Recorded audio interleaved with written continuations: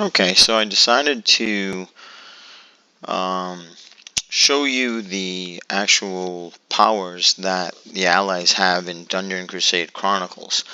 Instead of printing out each one of them, I have them printed out, but the quality is not great at all. You can barely see it. I've also changed the way they look so they're a little bit better. So I'm working on them right now so they look a little bit more consistent opposed to before where the text were kind of all jumbled up, and each one of them were actually different sizes and stuff. So, give you an idea of what the Dungeon Crusade Chronicles allies. I wouldn't say expansion or variant or anything. It's actually part of the game. And just if this is the first time you're ever seeing this, Dungeon Crusade Chronicles is a variant on Dungeon Crusade, so you can play the game much quicker, probably about 2 hours, 2.5 hours maybe with setup and stuff.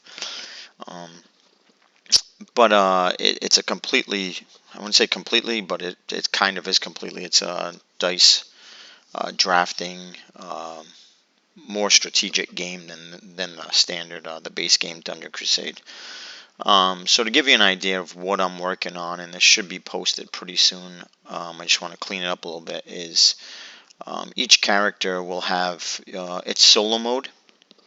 You can play with co-op with other players, but in that case you would not be using these little tiles. So basically these are individual tiles, and each mode that every time you play in Dungeon Crusade Chronicle, you would grab 3 random, you can roll a die, d12, and you would take 3 of the characters that were rolled, and you're going to use their powers. So let's just go over a couple powers, and just like I said, I figured I could show you this, and I think it'll look a lot better than if I showed you an actual print, because my printer is just garbage.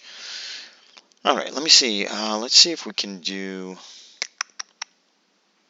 Let's see if we can do like a whole page thing. Yeah, it doesn't work. Should be like some kind of weird preview mode, I would think, in this thing. Okay. Either way, let's get past this. So, here's a couple of them. First one is Mahiliac. So every time you use, across the board, every time you use one of the character's powers, you're going to use 1 essence. So you're going to waste an essence to use their power, and then you're going to take Albus and you're going to place them on one of the on the actual card. And then if Albus is on that card and you want to use that card again, that power, you would have to pay 2 essence. So it's beneficial if you use one of the characters. Let's say we have these 3 characters. It's beneficial that you use Mahiliac's power and then use Enwin's power or Korat's power before you use Mahiliac's again, because if Albus is on Mahiliac, you'll have to use 2 essence every time. Doesn't mean you can't use it, but it's going to cost you more. So it's a little bit of strategy of going back and forth. Also, you can use their I'm not calling it, it's not a superpower, but they pretty much have an ongoing power, which is, for Mahiliac, it's +3 when you roll a physical warfare die. You can remove Mahiliac from the game completely, okay? And his second power is called Deathmatch. That's the, all the powers up top are just labeled, and those are the ones where you use Deathmatch, and Deathmatch actually changes the Guardian battle to a Champion battle. And on the reverse side of this little player card, let's go down a little bit to this. And this is just the beginning. They're all going to be. So the back of him is actually, it's called Deathmatch. It's no cost. And then can be activated before a battle with a Guardian. Discard this card when activated.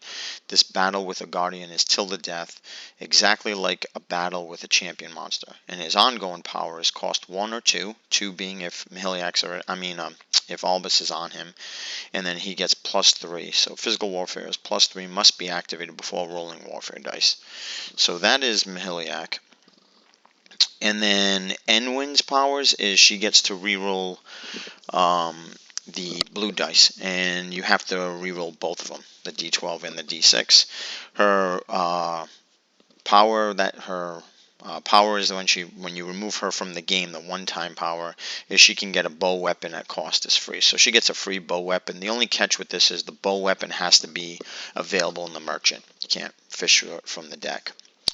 Korath Doomsday, his and her thing is called merchant discount. I don't know if I like that too much, but I don't know. His is called Dark Soul. His is pretty cool. It's you get to re-roll the Terror dice one time.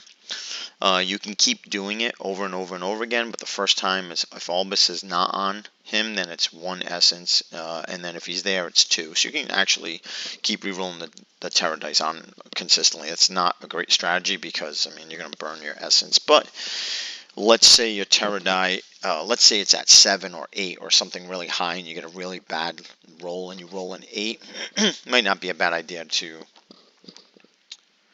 pull on that to use the essence. All right, next one is, and that's called Dark Soul. Next one is Shadow Walker. She can actually, there's no way in the game to exit a chamber during a battle. I forgot what it's called in Dungeon Crusade. I can't remember, but drawing a blank. But there's something. Oh, incantation. I don't know what it's called but you can get out of a chamber at any time, and then the incantation level goes up from starts I think at 0, 1, 2, 3, and then if you get there's like a hoax goes on to, or a hex. Sorry, hoax. A hex is on the village, and you don't get the celebration. So there's a few things in the base game this is similar to that. Except she can do that. You have to spend 1 essence. You can invoke that power, and then you roll a d3 for damage.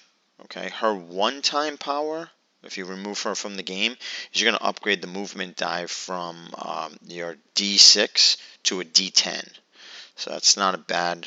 The other thing that you can't do in this game is you can't remove or do the one-time power when the game's over and you're rushing out of the dungeon. Once you're rushing out of the dungeon, you can't get rid of it. And the reason for that is that's a time where you could, the game's over, so of course you would get rid of all their powers and upgrade the die to D10. So you can't do that. It has to be during the game.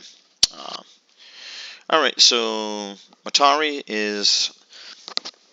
Oh, and her thing's called Shadow Walker. I actually kind of like that name. Matari's is meditation. That's her one-time use. Hers is when you rest and recharge, you roll a d6. Actually, yeah, I should do this. That actually looks a little better. So if you rest or recharge, use a d6 opposed to a d3 in the standard. And then her one time is you can max health or essence, but you got to roll a Terror die 3 times, and you have to remove her from the game. Okay, and then Jorah Okkar is called Heavenly Gift. Hers is when you buy a blessing card. It's blessing cards are 500. They're 500 gold. You can only have one at a time. You can remove the existing blessing card that you have to gain another one, but you can't have more than one in the game. Hers is when you go in, so how it works is you spend 500 gold, and then you blind pick from the deck. And then you are stuck with, if it's despair, you wasted $500 gold. If it's something else, then you keep it, and you got a really good deal. Because 500 gold for a blessing is pretty good. The game, not most, but some of the blessing cards really change the game. So in this one, instead of blind picking one, you actually draw the top 2 cards, and you keep one of them, and then you put the other one on top of the deck. So it's powerful. It's not extremely powerful, but it is pretty powerful. Power that she has. The other one is you can remove her from the game completely. You roll a d8, and whatever you roll is the amount of cards you can pull, and then you're going to choose one of those. So if you rolled a 3 and you got 3 despair, very unlucky, you would lose her powers, and that's it. So that could be wasteful. Or you could roll an 8 and literally have pretty much your pick of any blessing card on the top 8. So hers is pretty cool. I do like that. I don't think I filled in the other ones yet. No. So this is what I have so far. I'm gonna add this. I'm gonna put all these together probably today. Upload it to BGG. Probably print it out. Just want to give you an idea of what's coming up, and I have tested all of these powers, and they work really well. Of course, that doesn't mean that I might not come across some of the powers and feel like they need to be modified, added, or even more developed. But so far, this is what I got. Like I said, I have all these characters. All the characters have powers. I want to clean it up and make it look good. Let me see if I can show you. Uh, no, yeah, this is what I was doing before. See how it's like everything here was very like it wasn't centered. There it is. See how I had her set up here, and then I had him down here. It was very off-center. That's what I'm trying to clean up right now. Let's see if I have anything else I can share. What we have here. That's duplicates of the battle track, but that's the battle track system. We have, these are the tracks. That's the Doom track. This is the Guardian track. It's kind of cool to see it in digital form, because if you see it on camera, it doesn't look good. I think it came out really well. Like, I think it really pops. So if you got into Chronicles and you like it and you enjoy it quite a bit and you got professionally printed, I think it would look awesome. And that's what I intend to do eventually. I just want to make sure that everything is. I don't want to print something out and then realize that Mahiliax +3 is too strong. Something like that. But all right, thanks for watching.